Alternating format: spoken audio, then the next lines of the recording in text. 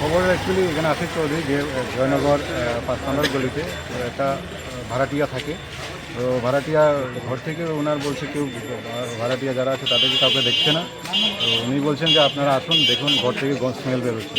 তো সেই খবর ভিত্তিতে আসার পরে দেখি যে আমরা যথাযথ বাজে স্মেল বেরোচ্ছে। এরপরে আমরা এফএসএল টিম খবর দিই, সবাইকে খবর দিই। এসে দেখে ঘরের ভিতরে একটা মৃতদেহ পড়ে আছে।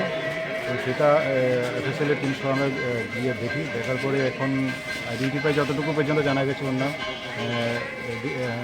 তীর্থঙ্কর দাশগুপ্ত। বাড়ি তো এখন যেটা আই কার্ড একটাতে দেখা গেছে মিলন চক্র কাছে আছে, তো এখনো ভেরিফাই করা হয়নি। তো বাকিটা এখন ইনকোয়ারি চলছে, এখন পর্যন্ত চলছে। এই বাড়িতে কতদিন ধরে ভাড়া থাকতে? এটা ইনিশিয়ালি এখন যতটুকু যাচ্ছে 1 মাসখানিক হবে। এখানে তো দুজন থাকতো, আরেকজনকে কি পাওয়া গেছে? এখন তো না, আমরা যতটুকু দেখছি এখন একজনই আছে করে।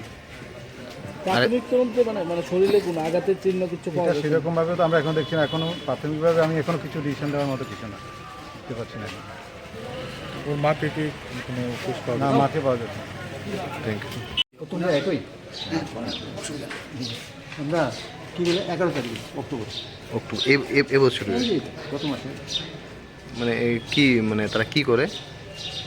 তারা মা ছেলে, মা পেনশন পায়, নিজেরও পেনশন আছে। ছেলে এরকম কিছু কিছু না, খুব একটা কিছু আমি দেখছি না, বুঝতে পারতাম না। বিষয় একটা প্রাইভেট জব করতাম। এমনি প্রথম দিকের থেকে কি কোন ধরনের কিছু বুঝতে পারছেন? হঠাৎ করে কি হয়েছে? না, আমরা কিছু পাই না। তারা অনেক সামনে আনতে থাকে, একদম পিছনে এসে গেছে, কোনো আওয়াজটা শুনতেও পারতাম না। কি নাম কে? এই পরিবারের মার আর মিনিটা দাসগুপ্ত, তীর্থঙ্কর দাসগুপ্ত। আপনার নাম? হ্যাঁ, আপনার নাম? আমার নাম, আমি আশিস চৌধুরী। আপনার বাড়ি? এটা আমার অক্টোবরের কত তারিখে দিচ্ছেন? 11।